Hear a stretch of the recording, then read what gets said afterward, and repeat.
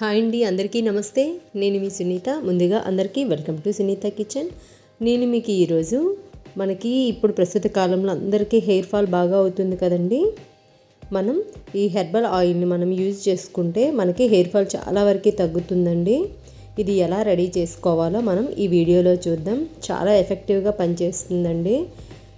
నేను 1 వీక్ నుంచి స్టార్ట్ చేశాను. నాకు హెయిర్ ఫాల్ అయితే చాలా వరకు తగ్గింది.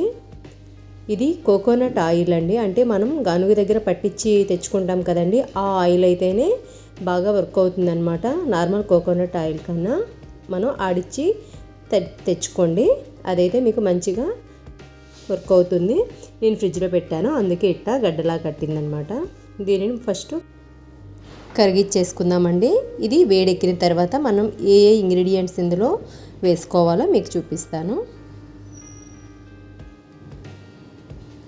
ఇప్పుడు చాలామంది